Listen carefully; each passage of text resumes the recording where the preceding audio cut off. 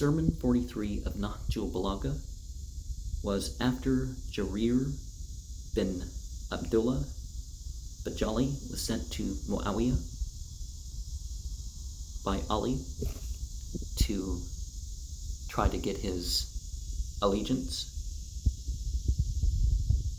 You know, because if you've lost the election or the choosing or however it comes down to rulership, you really shouldn't, try to divide into a different political entity.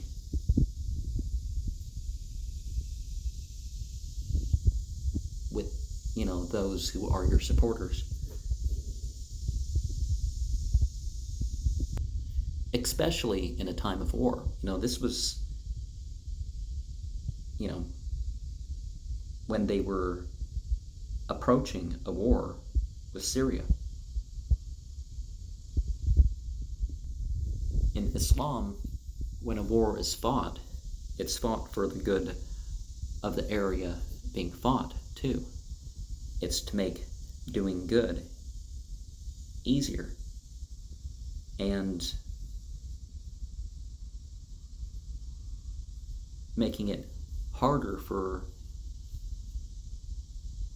what is wrong and the illusions and delusions to go unnoticed, unidentified. Now, ultimately, there's a war against deviance from religion. But these new things are spoken about. That's not the thing in the war. People take one saying in and of itself and they think that's, but if you look at the whole story, you find that they did not fight them just because they were starting to deviate in terms of religion. There were certain actions that made it necessary. And there were things going on even before Ali that made that war sort of inevitable because of their continuance. Letter 43 was to, letter number 43 was to Masqala bin Bubaira, the governor of Ardashir Qura, one of those Persian, Iranian, whichever phrase you like with that, territories. There is a right for the people, particularly the Muslimin, in regards to the funds of the state. They are not to please the teeth and kin of the rulers, or otherwise who acts favorably to the ruler in terms of what he's pleased with. Merely pleased as an individual.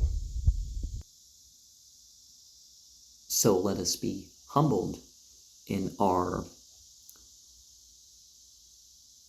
redistribution of whatever sort.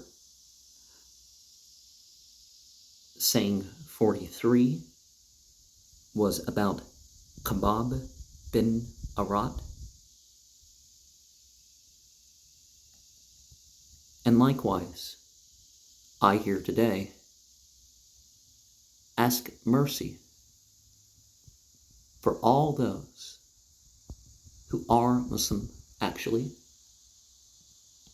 who willingly accepted Islam. Islam itself has no forced conversions, but, you hear about that, and some people, they don't know, they think, oh, well, we've been conquered, or, so there was some of that going on, because, during the time of Muhammad, people heard what had happened with other communities that had had some sort of faith. And they thought, oh, now that Muhammad's ruler, I better become Muslim because it's my safety or something. And there were people who apostatized. Well, they didn't really apostatize because they weren't Muslim in the first place. And let us also axe the benefit upon those who have moved or stayed a place, even in regards to one's faith, that they have acted out, that they have strived, the mujahid. Now, in this case, it was somebody who actually fought. And he died in 39 Al-Hijra at the age of 73.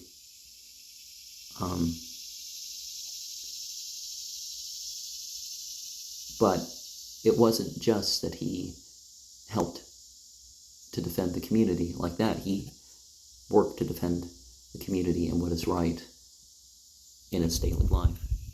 The greater jihad is called elsewhere.